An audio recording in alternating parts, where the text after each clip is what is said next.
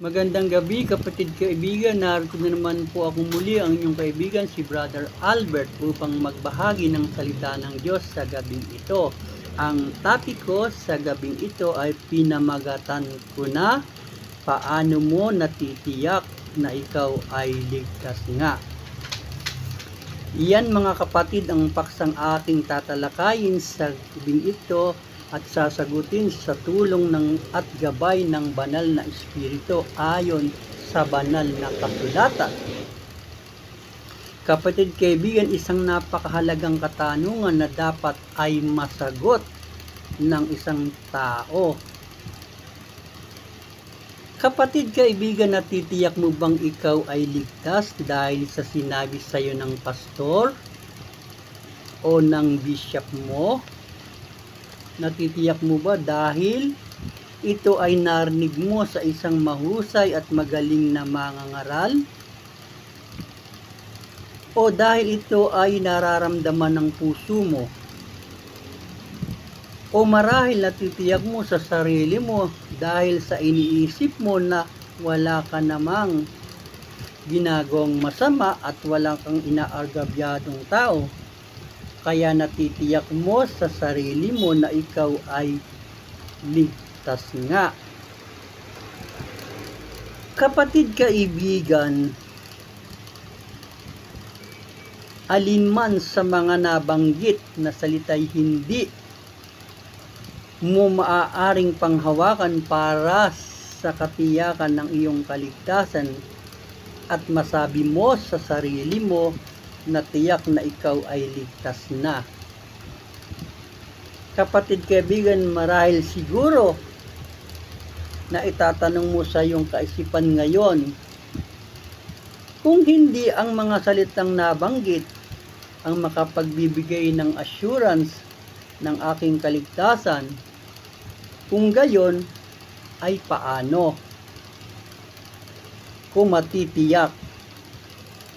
Iyan siguro ang naitatanong mo sa isipan mo marahil.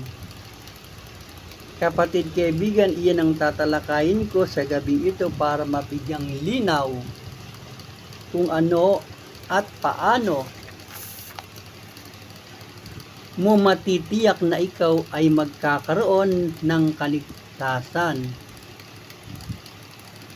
Sa pagpapatuloy ng pagtalakay sa paksang ito, ako ay magbibigay ng gabay upang kung paano mo matitiyak ng pagkakaroon ng kaligtasan at kung paano mananatili ito sa iyo ayon sa kung ano ang sinasabi ng banal na kasulatan patungkol dito.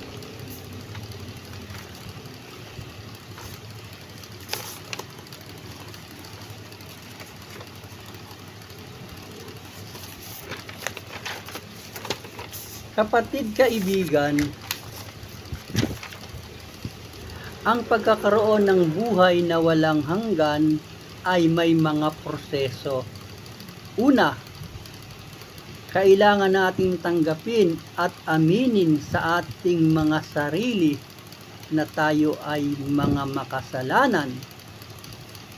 At iyan ay hindi naman natin pwedeng itanggi dahil iyan ang sinabi sa Roma chapter 3 verse 23, sapagkat ang lahat ay nagkasala at walang sino man nakaabot sa kaluwalhatian ng Diyos.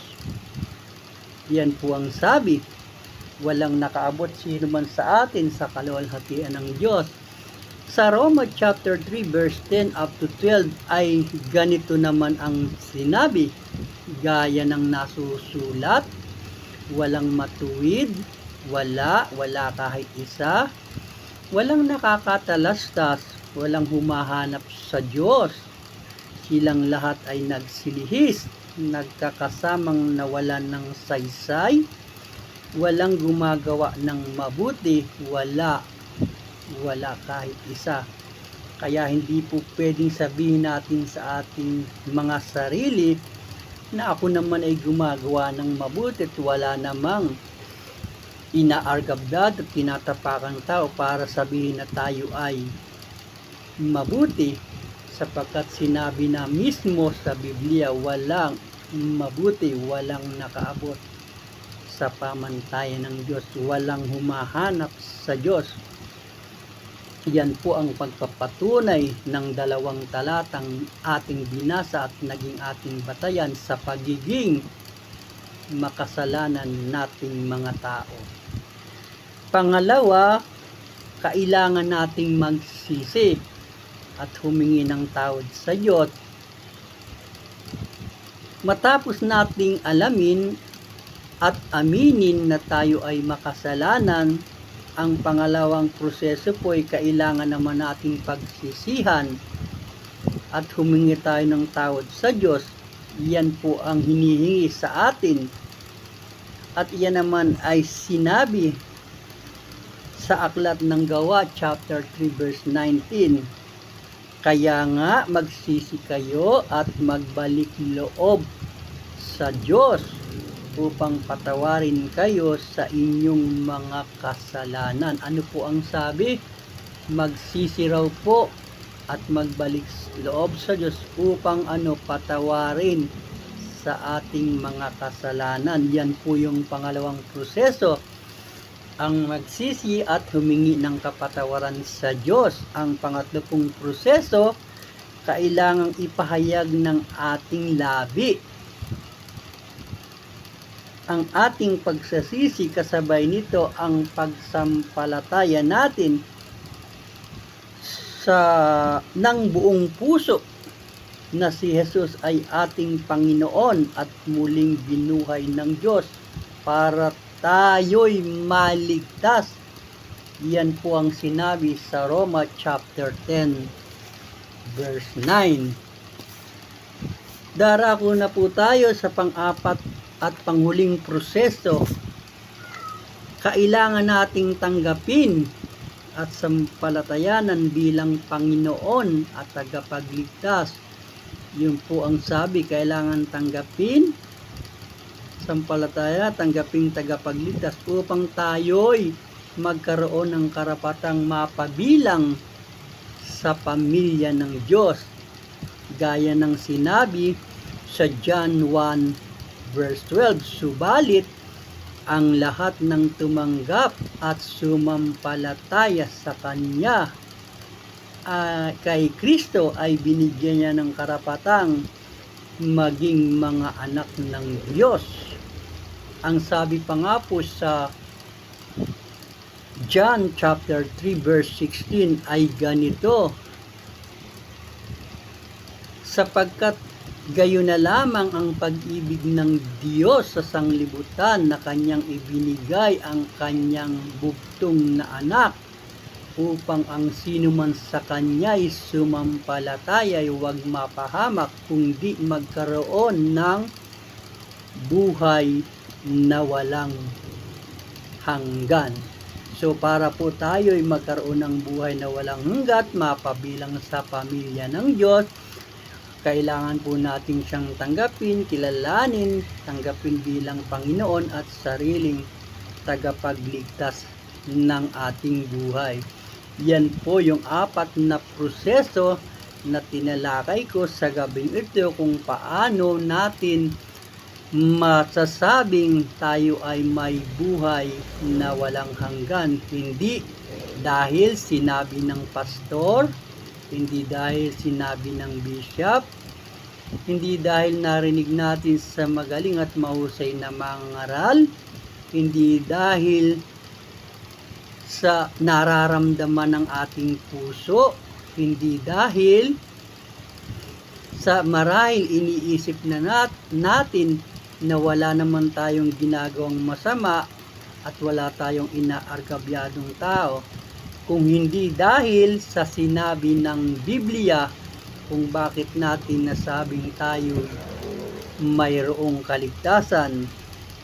At yun po ay ang 4 na proseso na ating diniskas at pinag-aralan sa gabing ito. Kaya kapatid, kaibigan, hinahamon kita na kung gusto mong magkaroon ng katiyakan ng kaligtasan sa iyong buhay ay gawain mo ang nasabing 4 na proseso. Una, kailangan mong aminin na ikaw ay makasalanan. Pangalawa, matapos mong aminin, kailangan pagsisihan mo ang mga kasalanan at humingi ng tawad sa Diyos. Matapos mong pagsisihan at humingi ng tawad sa Diyos, gagawin mo ito sa pamamagitan ng pagpapahayag mismo ng iyong labi. Ang pagsisisi at kasabay ng pagsampalataya kay Kristo. At ang panghuling proseso, kailangan nating tanggapin at sampalatayanan si Kristo bilang Panginoon at tagapagligtas. Yan ang magbibigay sa iyo ng katiyakan para masabi mo sa sarili mo na ikaw ay mayroong kaligtasan dahil sa prosesong ginawa mo. Kapatid, kaibigan, iyan ang unang bahagi na tinalakay ko sa gabi ito. Mayroon po itong pangalawang bahagi sa susunod na linggo naman. Ang topic ko sa linggo ay ang patungkol sa pananatili ng kaligtasan na ibinigay na sa iyo at sa akin. Yan po ang susunod nating tatalakayin sa linggo. Sana mga kapatid, ito ay nakatulong sa iyo, ang paksang ito na aking tinalakay sa gabing ito para sa pagkakaalam kung paano magkaroon ng katiyakan ng kaligtasan at magkaroon ng buhay na walang hanggan kasama ni Kristo. Maraming salamat kapatid kaibigan sa maikling oras ng pagsama sa akin sa pagtalakay ng paksang itong pinamagatan kung paano mo natitiyak na ikaw nga ay ligtas na sa pamamagitan ng ating pag-aaral sa 4 na proseso. Kapatid kaibigan, marahil siguro ay matitiyak at masasabi mo na sa sarili mo na ikaw nga ay mayroon ng buhay na walang hanggan. Maraming salamat, pagpalain at ingatan tayo ng Panginoon sa gabing ito sa ating pansamantalang pagtulog upang bigyang daan kapahingahan ang pagod na katawan sa maghapon ng paggawa. Amen.